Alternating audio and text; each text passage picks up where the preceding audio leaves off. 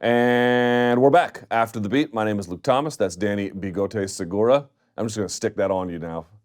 I love it. And at the end is Applesauce Trash Can McGee, the man himself, Brian Campbell. Boys, we have taken their questions using the hashtag #TheMMABeat. I have promised you some better ones today. Let's roll the dice here. Okay, first, this is from John Snowden, our colleague, which I thought was, I don't know if he made that picture, but he asked the question, how do you guys maintain, well, not just us, but how do you maintain enthusiasm for main events like the one announced for Sacramento? Is it time for MMA beat reporters, not us, but like lowercase beat, to stop treating every UFC event as relevant simply because it has UFC in the name, Brian? I actually think that this is a fair point, and I got to tell you, in this ESPN era, man, when they came out, I was there and you were there when TJ fought Henry. I'm like, wow, man, this new marriage is off to a bang. Yes. Boy, it just feels like a sexless marriage right now, buddy. I got to be honest. There is just, and I know it's going to pick up in the summer, and I know 238 is right around the corner, and whatever. How many years you been married? That's every marriage. I'm doing fine, but the point being is as follows. It has the enthusiasm for this streaming, like think about it this way, right? What was the benefit of streaming? Convenience, right? You can get on your phone, blah, blah, blah. Everything is all automatically on demand. Like you can just go and check it out. I think that has made the UFC a wee bit lazy, and I think it's made the consumers a wee bit lazy. So they're like, catch it later, or UFC's like, do we really need to stack this card? And so as a consequence, people are way more checked out than they were when, I'm not saying the television situation was the best. Let me finish. I'm not saying the television situation was the best. What I am saying was put a little bit more fire under your ass, both as a consumer and as a promoter. Do you think that's fair or not? I disagree with that. I think the streaming TV doesn't matter. You're going to DVR or whatever. You don't detect a noticeable downgrade in enthusiasm for the off-pay-per-view event? I just noticed a downgrade of enthusiasm when the card sucks. And in this day and age with large TV deals where you have to meet a certain amount of dates, this isn't the first year UFC's been stretched, and we're seeing these type of cards that just don't excite you. Not to the point of that. Jose, you don't think that the visibility of being behind a paywall influences how fans feel about it? It clearly does. Making that argument of will people find it accidentally more if it's on TV as opposed to streaming it where you have to go out of your way? It's not even accidentally. Dude, you put stuff behind a paywall, its visibility goes away. I will agree with you on the idea of people finding it on fight night. I will disagree on the idea of whether it's streamed or on TV. Will the excitement heading into the bout be any different? I think no, whatever, we can argue it. The idea of what our responsibility is in terms of as quote-unquote beat writers. Look, I'm a MMA writer for CBS Sports. When it's these in-between cards that are not sexy and don't move the needle, guess what? I don't write previews for them. I don't write live recaps for them. And we've had questions in the beat off before. People say, look, if the UFC fight's really bad, do you watch it that weekend? And we've gone and said, no, I'll go DVR the main event and check it out. So what else? In fairness to John, I'm not sure what he's asking. Like, should we not report on the fact that the UFC made a main event? Like, I think you have to report on that fact. The question is, what event coverage? Yeah, like what resources do you devote to that event? Probably very little. Of course. Right? I mean, different websites had different stylistics and ideas. That's also true. CBS Sports were chasing clicks, and that's not a clickable thing for the most part. I mean, for people that are covering MMA as their beat, obviously it's their responsibility to cover this event. But you can choose how much resources you spend on it, because at the end of the day, also like media has to make money. And let's be honest, how much is UFC Sacramento gonna generate in clicks? So if you need to fly somebody out there, maybe you're not gonna do that, and then you'll just do sort of the basic coverage.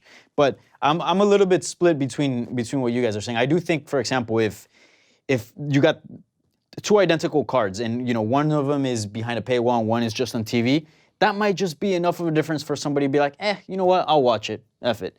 Rather, if it's on streaming and you have to pay and sign up, you're like, you know what, no, I'm not gonna do this and I'm gonna leave.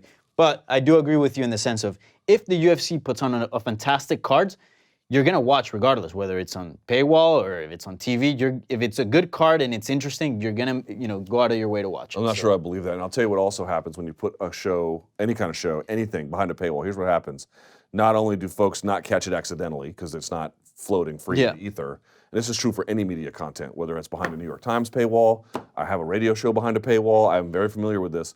Here's what ends up happening. Not only is it again, there's I'll just catch it as I'm flipping channels or whatever. The other part is, if it's a UFC event, I think the ESPN decides, well, okay, how many resources do we need to devote to promote this? And then that goes down. It has this feedback loop over time where everything gets depressed.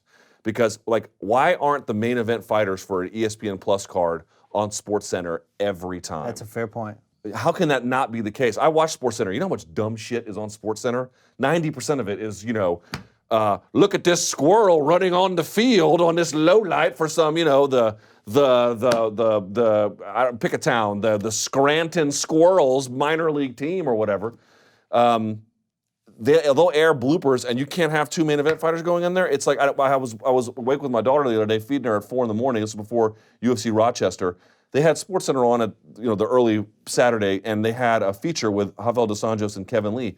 I woke back up and watched SportsCenter later in that day. It was absent. They weren't running it, and I was like, "Really, you're going to air this at 4 a.m. when I'm bottle feeding my daughter? Like, what value is that?" Like, so to me, it has a major depressive effect, and I am feeling it in the fan base. That's probably ESPN saying they think UFC fans work third shift and are up that time anyway. Yeah, maybe. You know what? Yeah. That actually is a fair point. That is a fair point. Next.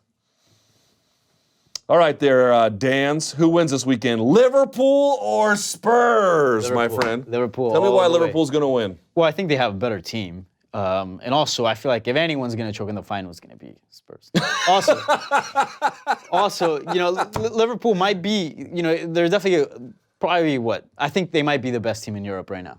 They're really, really They're up there, yeah. They're really, They're very good. I think Man City should be, involved in that conversation. Also, Tottenham's run to the finals was it was amazing, and at the same time, luck. Yes, to a strong degree. Yeah. Ajax fell apart, in the last, literally the fifth minute of stoppage time. Yeah.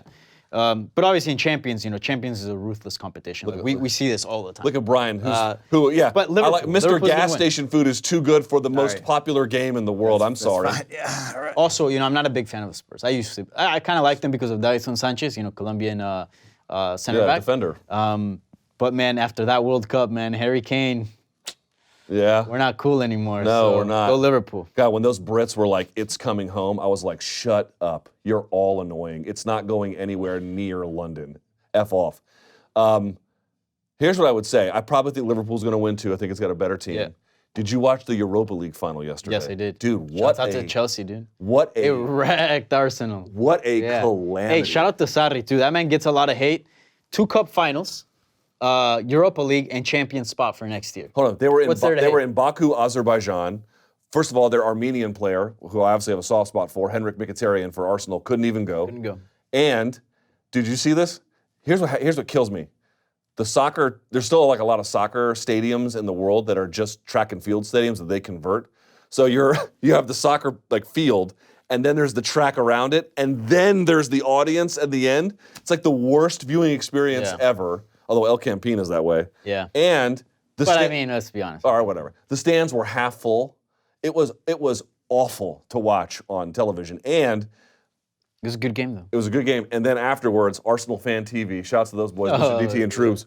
It was delightful to watch their misery. And not that I actually like Arsenal. It's entertaining. I actually like Arsenal, but that channel is amazing. It's only really great when they're out there losing. And boy, did they lose. So there you go. Yeah. Next. All right, donks. Yeah. I like Jose. I love MMA fans. Jose, go back for just a second. I'll read this in a minute. There is one thing I can't stand about MMA fans. Not all of them, but the one thing that just drives me nuts is when MMA fans are like, the only sport I watch is MMA. It's like, do you know how uninteresting a person you have to be where the only sport you like is MMA? Like, you're basically being like, the only sandwiches I eat are peanut butter and jelly. I don't eat anything else. Really? That's the only sandwich you eat? Like, you don't, understanding MMA, you actually get a better understanding of it watching other sports and learning about athleticism and what each sport requires and what skill sets look like and how participatory rates are affected. And oh, by the way, athletic excellence in any form is typically pretty great. MMA is my favorite sport, I can admit that, but people who are like, I only watch MMA, please don't talk to me. We have nothing in common. All right, just want to get that. So you being like high and mighty, I don't watch soccer over there. It's only the most popular game in the world. That's all, But Brian Campbell has it figured out. I'm an American. Thank you. I don't watch that communist kickball. Next. All right, here, boys. We've seen subtle changes to the unified rules of MMA, combat jiu-jitsu takeoff, ONE FC stage, kickboxing bouts in MMA gloves, that is true, and bare-knuckle boxing become one of the hottest topics in pugilism. Guys, Hottest, really? well, okay, whatever. Did we stumble into an era of MMA innovation and not even know it? That's a very good question. Now, I would challenge a couple things. One, I don't think bare-knuckle boxing is the hottest thing going. Also, combat jiu-jitsu is an interesting innovation, but is a bit of a promotional dud. That being said, you know what combat jiu-jitsu is? Basically, you can slap each other around. You can't open hand strikes. Pancrase style. Dude, I'd love to see Nate Diaz in combat jiu-jitsu. Yeah, right. So Stockton slapping everybody. So what do we think, boys? Are we in a bit of a sort of an interesting era here? Maybe, yeah. Now that, when you put it all together, maybe, yeah. I mean, there are some so things. the popularity of specialization, taking mixed martial arts and separating it a bit, using that popularity to, I mean, it can only go so far, right? Yeah. I really like the combat jiu-jitsu one. I think that one's interesting. We've seen, for example, Gilbert Burns fought, who was it? Gleison Tebow. So two UFC fighters, one former, going at it in combat jiu-jitsu. And I think it offers a good room for guys that are really good at jiu-jitsu, that are thinking about transitioning into MMA. It offers a good space for them to go in there, try it out, and be like, maybe MMA is something I can do. Which, it's a bridge and it's innovation. So the interesting thing to consider here, it's a point I've made on when I used to do the live chat more commonly. The UFC did MMA a big favor in terms of keeping it alive by going and getting regulation. But we talked about the innovation problem. A, there's not enough of it, and B, when it does happen, it's uneven.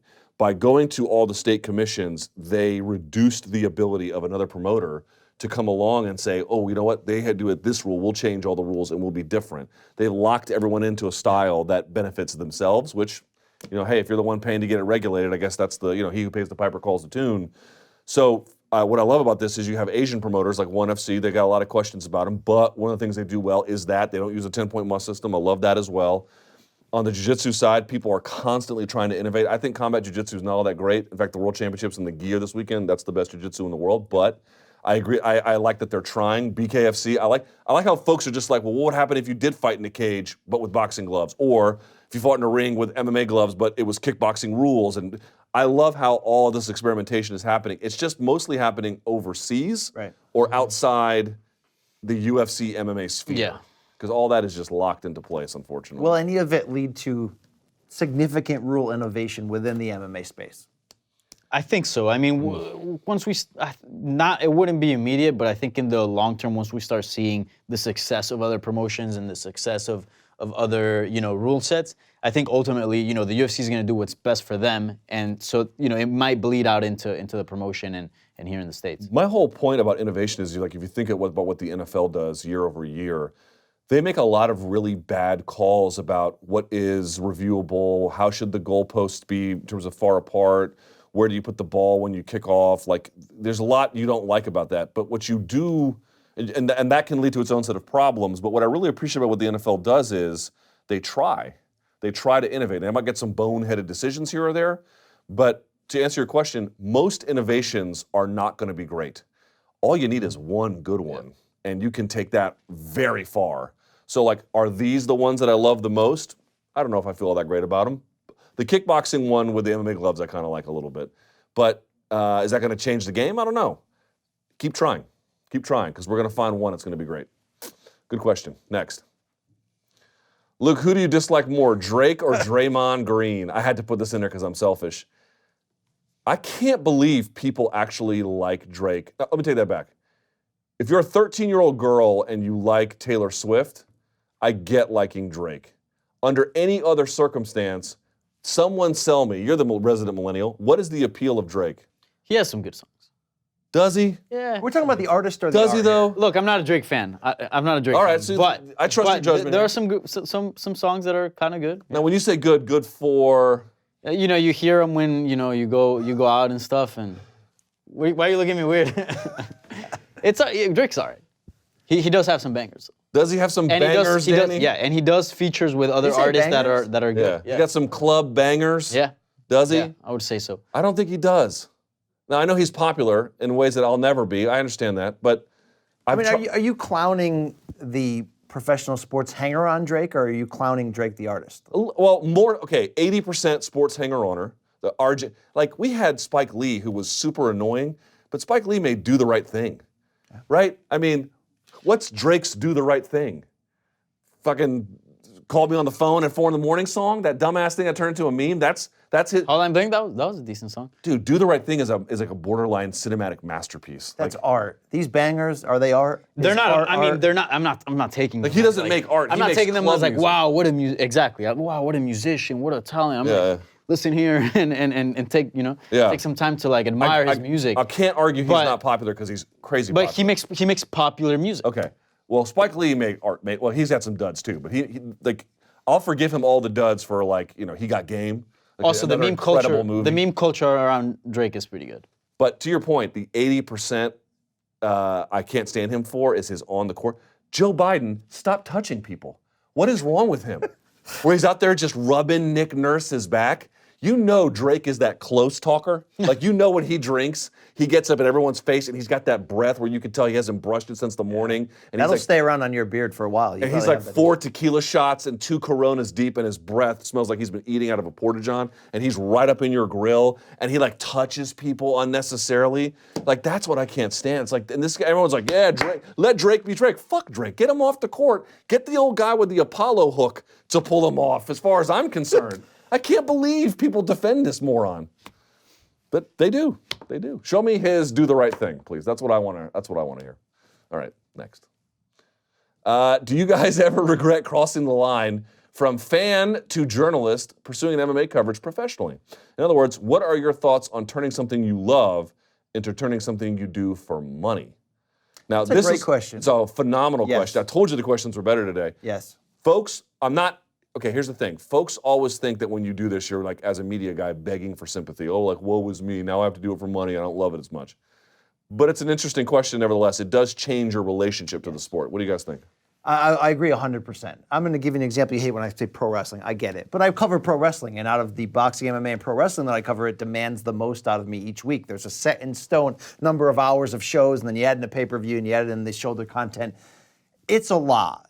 And when it becomes, I have to watch this at a certain time frame and have hot takes, and you know what I mean? It becomes a thing where it becomes a grind, and you lose the love for it. And I can relate to that. Do you still love pro wrestling? Didn't you watch AEW? I did, and I loved it as a pure fan in ways that I hadn't loved wrestling in years. Right, so like, there's still something there, There's right? still something there, just like when we see a Adesanya Gastelum, and I was cage side for that, and just juices popping out of my body. Absolutely incredible. That love is there, but like anything, when you're it's like, we say, do something you love, you'll never work a day in your life, and that's so true. And I'll push anybody. If you're in a job you hate, if you're behind that, if you're behind that cubicle and you hate it, and you're like, man, I want to sell hot dogs on the ocean, sell hot dogs on the ocean. But when you do something you love and you got to grind, you don't love it as much in the end. So would I love sometimes to just be a fan on a Saturday night when there's big time UFC or big time boxing and just sit with a beer with like my neighbor and just, I would love the crap out of that. I think fans have this perception that we just, hop on Twitter on Saturday night and have a few beers or go to the bar and just tweet about it and that's our work. Half of the time, I'm not even watching the fights. I'm like, working. I'm doing a bunch of stuff, or whatever duties I have that day. Write-ups, social. Exactly, social. Scrums are coming in, got to listen to them, find headlines, publishing them on YouTube, etc. So half of the time I'm missing, the fights. So from a fan perspective, it does kind of suck in that way, but I don't regret it. I like this job, so. Yeah, you can't regret it in the end. I mean, no, I certainly don't regret. In fact, one of the better choices I've made in my life. Yeah, same here. But this idea like, if you do something you love, you'll never work a day in your life. What nonsense. This is total garbage. You absolutely will work.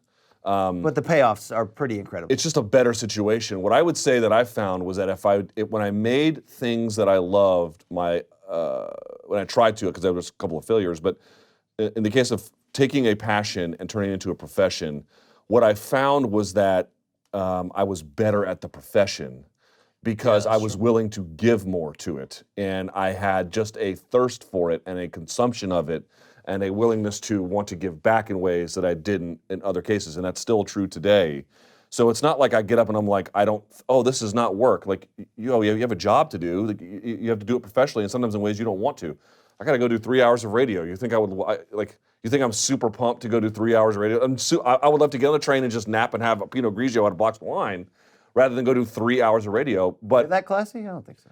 they opened up a liquor store at Penn Station now. It's been a game changer. But the point being is, but if you want to be a pro about things, you got to do some things you don't like, and you got to do them well. What I know is, well, I feel this way when the mic cracks. I'm all in. I'm all in, and I give. Yep. And I can't manufacture that anywhere else. I can't. I've tried. I have tried to like.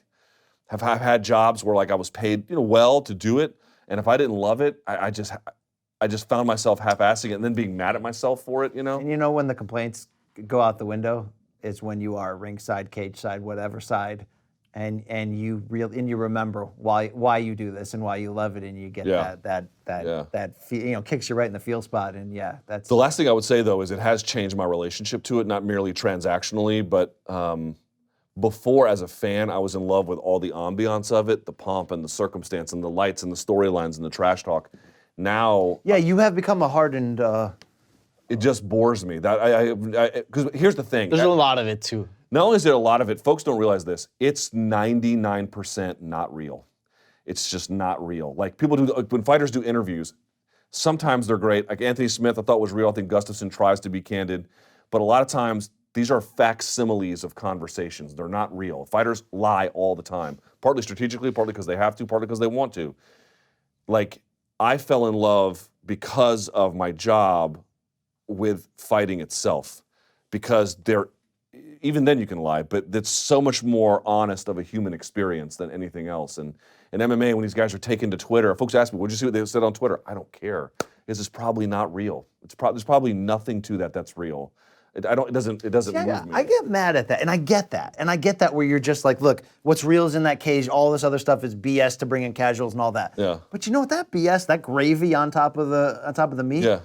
Damn, does it taste good? I wish I could tell you it tasted good. For me, it doesn't. I would rather be fired It depends the hell on the off. kind. I'm about it. Even if it's artificial, even if I know when I'm watching a press conference, the two guys are going at it, that they're just hyping it. Again, that's part of the I experience. didn't say all of it. I said 99% of it. So, for example, when John Malkovich did the Habib McGregor highlight reel, I had hairs on the back of my neck stand up. Like, whoa, that was crazy. I interviewed Jim Lampley at Mayweather McGregor Media Row, and I asked him, like, what was his favorite post-fight interview? And it was after Chico Corrales came back against Castillo, and I watched the hairs on his arm stand up when he spoke about what Corrales said to him. Like, these are moments that stick in my mind. Like, I love those. But, like, people don't realize in MMA how much interaction and things that are produced are not real. They're not real, or partially real. I have no time for that. But like watching art in motion, I have found a deep and unquenchable love for that. And fighting is art. And fighting is Very art. best. It absolutely is art. Next. What's the best movie of 2019 that you've seen so far? What is the worst? Boys, what do you think? Bro, I haven't gone to movies forever. Yeah, I'm going to feel like an outsider in here who only watches MMA. I don't think I've gone to the theater in a Why do I do haven't these gone to questions? theater in a while. Why do I put these questions in here about like anything other than MMA? Here I am criticizing fans. Like, can't believe these fans. Some of us don't have as much free time as others. Oh, is that what I have with 8 jobs free time? Is that what I have? How many hours of pro wrestling I watch per week? I'm a big Star Wars nerd. You want to talk about Star Wars? I can do that with you. Everything else? You haven't seen it. It's freaking June and you've not seen a movie? I've not been to the theater this calendar year. Okay, Yeah, you don't. same here. I have. Oh my God. I have. I gotta go. I actually want to go see John Wick. I've not seen that either. Yeah. I want to see it so bad. I just gotta make the time. I have for it. great news for you both. You know, you don't have to go to the movies Really? to watch a movie. It's innovation. It's kind of amazing. No. But kind of going to the movies is that's nice. I like going to the movies. I would say no one saw Avengers. You have kids, don't you? I do. They're not there yet. How old are they? They're 11. Okay, I saw. They're young 11 though. Yeah. I saw this. I forget the name of it because it was in Spanish. Do you remember that movie by the Colombian filmmakers, like Eye of the Serpent or whatever? They made another one, Birds of Passage, I think is what it's called. My mom saw it in Colombia when she was there. it That takes- was kind of old though. That's like a few months ago. Yeah, so I saw it on streaming. Yeah, saw I on haven't seen streaming. it, but I've heard it was really. I use Fandango now, so I saw it on streaming. Yeah, I mean, Birds of Passage. okay, when you're talking about movies, I've seen some movies on like Netflix. I saw Roma, for example. So I've not seen that. Is that good? Roma's really good. Yeah? Yeah, it's a little sad, and it's one of those movies that it's not really like. There's no plot and there's no sort of end. It's kind of just like an experience, you know. Yeah. And that was a pretty good movie. and my memory is failing right now, but I'm sure I've seen some others on Netflix. So this is where it happens. It's where it's good to have a daughter. It keeps you up at 4 in the morning. So when I got my surgery, I was watching a bunch of movies. I'm a big zombie guy. Anything good? I've been a big zombie guy before they were even popular. Like when I was in like 5th grade, like I remember watching like a bunch of zombie movies. So there's something great about the zombie genre is that there's so many shitty movies. They make them very cheap. They're all B movies. Yeah. Mostly. So I saw this one in Paris. This guy that goes to a party, gets blacked out, wakes up, and everyone's a zombie, and then he's just living in an apartment for months. And that was actually a good one. You guys have Netflix, right? Yes. Have you guys seen Train to Busan? Yeah, that's an amazing movie. It's a zombie movie? Yeah. All the zombies in Walking Dead. Korean, right? Yeah, South Korea. Joe actually recommended me that movie. It's a great movie. All the zombies in Walking Dead, they're all kind of slow and stupid. The zombies in Train to Busan are like hyperactive and sprint and bust down walls and doors. Yeah. Have you seen Dawn of the Dead? I think a while ago. Yeah, that one's good. I've been watching Real Art, like season 2 of Cobra Kai on YouTube. Have you got into it? And I'm not fooling around here. I'm not trying to crack jokes. It's freaking brilliant. I saw the first season and loved it, and then I watched 2 episodes of the second season. And I was like, I don't care about the lives of teens. That's And then TV. I just lost interest. It digs so deep in your nostalgic hole that it just keeps. It does. You, It does. You wanna see Miyagi how Do, all these- that stuff. Yeah. How these actors as adults, how their fake lives have grown. I would say the 2 good movies to recommend. Birds of Passage, if you've not seen it. It's out on streaming. Here's another good one for you. Speaking of sad movies, but also kind of good. It's a Japanese movie called Shoplifters. Oh my God. That is a absolutely... On what platform? Just $3 on YouTube. I would go to youtube.com/movies. $3, and you can watch so many good movies. Yeah. I watched Shoplifters, and that is a phenomenal piece of movie making. Like, I cannot recommend that enough. Worst movie? What's a terrible movie? I've got, there's this $700 million movie, the Chinese movie, that's on Netflix. Joe, do you know what I'm talking about? Where the plot is, they spent $700 million on this. The plot is like the sun is exploding, which it eventually will, and it's going to kill the Earth. So they put engines all around the Earth to move it out of orbit. It is truly Wandering Earth. Holy shit, this movie sucks. Whoa! You would think for $700 million you could find some script writers and people who could put a plot together that didn't suck. Nope, they failed that test. Wow. The suits are cool. Everyone has cool suits on. That's kind of neat. Hey, we can keep talking about zombies and soccer all you want here. Also, this is great. Yeah, I'm sorry we have a diverse set of interests. This is not a movie, but TV shows. Have you seen Chernobyl on HBO? No. It's good, man. Yeah? It's really good. I'm watching it with my roommate right now. It's really good. Okay. Yeah. I'll give it a look. All right. I've been rewatching The Wire. That takes about 6 months. The Wire is awesome. Yeah. The Wire is hard. My wife, she speaks English, obviously. She's fluent. Yeah, of course. But there's so much dialogue in The Wire that we have to watch it with subtitles, and even then there's a lot of slang. I even watch it with It's subtitles. hard to watch with somebody who doesn't speak English natively. One more, last one. What's the creepiest paranormal encounter you've had? Let's go to Brian, because I know you've had one. Yeah, I have. I have. Wow, yeah, I have. Of course you have! I've had a bunch, actually. At a gas station, abandoned gas station. Yeah, I've had a lot. I could make myself sound like a real weirdo here if I wanted to. Give me a good one. I'll give you Sell one. me. Okay, I Sell used to me. work at ESPN. I used to work the really bad hours, drive home 4 in the morning, after a long night. And I was driving, and a coworker of mine was behind me, so I have proof. There was something in the air, a circular airplane-ish, helicopter-ish thing that was just hovering above, and then disappeared in Now, light it speed. wasn't a fart cloud? No, and disappeared at a sickening speed. Okay. And the next day I called that. I just was like, is it 4 a.m. or do I have that? Because I would listen to that creepy alien radio show that's on all night. You know what I'm talking about? Mm-hmm. I'd get into that stuff. And then it happened. I called the guy and I'm like, you saw that, right? It's like, yeah, I saw that. Danny, you ever had one? Yeah. So when I was in high school, there was where I grew up, it's suburban, right? And then, in South Florida, there's this other place called Southwest Ranches, which houses are bigger. They're acres, and usually people have horses and... Rich folk. Not necessarily. You got big property and horses, Big bro. You're property, doing yeah, well in my book. but a lot of those houses are old and run down. Oh, okay. So I feel like a lot of people that live there, yes, there's really nice houses, but some people have just owned the property for a really long time. Got it. And there's a lot of abandoned houses. So my friends and I, in high school, we were bored. We decided to go to this abandoned house. Supposedly it was haunted. So it was super far, deep into Southwest Ranches. You know, we had to drive. We were driving, and there stopped being like light posts, so it was just dark. We just had the lights on the car. So we get to the house.